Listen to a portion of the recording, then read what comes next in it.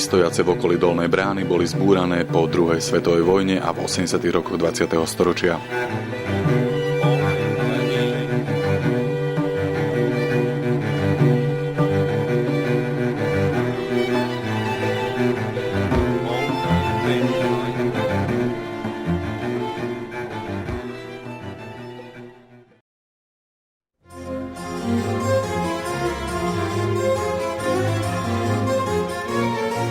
Pôvodne školská, dnes Kryžková ulica sa začína pri evanjelickom kostole postavenom v 20. rokoch 19. storočia. V druhej polovici uvedeného storočia vznikla v jeho susedstve malebná židovská synagóga, ktorá bola asanovaná po druhej svetovej vojne. Na konci 19. storočia vzrástol v Kremnici v dôsledku hospodárskeho rozvoja počet úradov a škôl. Dôkazom toho je dnes stojaca budova reálneho gymnázia z roku 1872, budova Mešťanskej a ľudovej školy z roku 1885 a budova Ústavu pre hluchonemých z roku 1903. Dominantou Školskej ulice bola impozantný hotel a hostinec Jelen s prvým kremnickým kinom zbúraným po druhej svetovej vojne.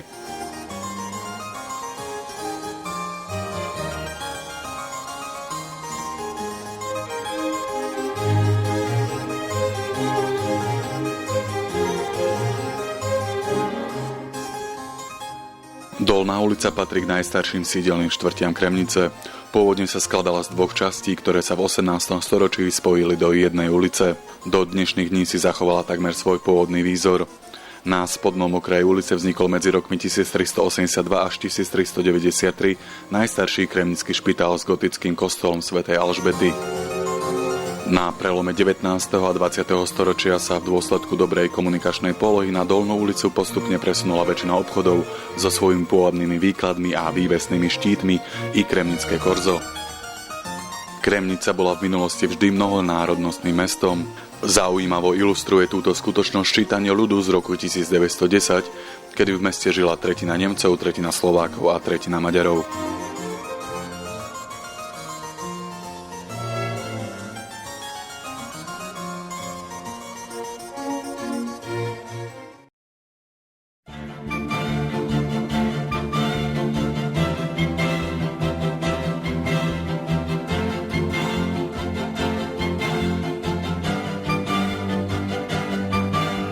Kremnica vďačí za svoj vznik a rozvoj najmä baníctvu. Zlato sa tu ťažilo od stredoveku do roku 1970. V dôsledku banskej činnosti vzniklo v Kremnici viacero pozoruhodných stavieb. Deštrukcii sa žiaľ nevyhli ani viaceré kremnické banské objekty. Uveďme za všetky aspoň masívny banský objekt za banským riaditeľstvom a banskú klopačku.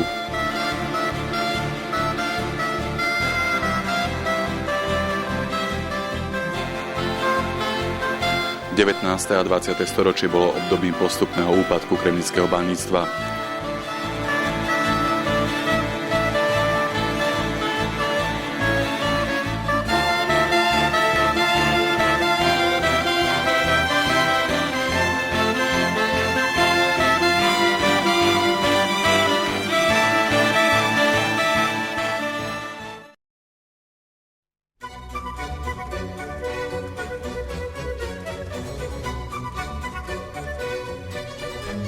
Kremnickí mešťania sa v minulosti samozrejme nevenovali len pracovným povinnostiam, ale rovnako ako je tomu i dnes, oddychovali. Dôkazom toho je aj vznik viacerých výletných miest v Kremnici na prelome 19. a 20. storočia. Známou oddychovou zónou bol východný cíp z Volenskej doliny, tzv. Lovecký roh, Jägerhorn, kde vznikli viaceré secesné výletné vilky a sanatórium.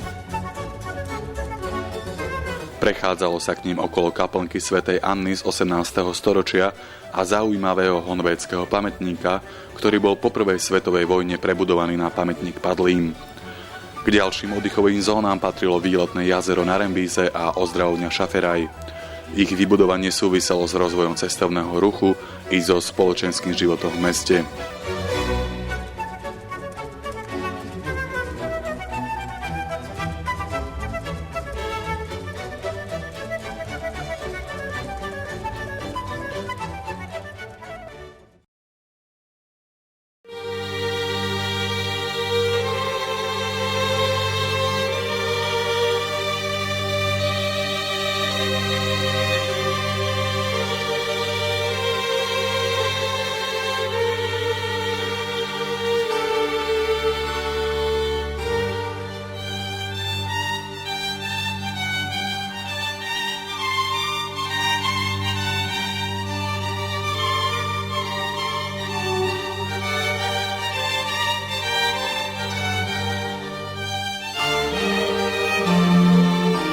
Historická architektúra má svoju osobitú hodnotu.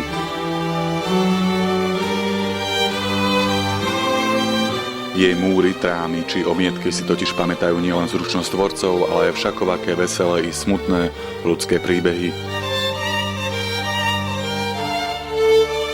A v tom tkvie jej magická príťažlivosť.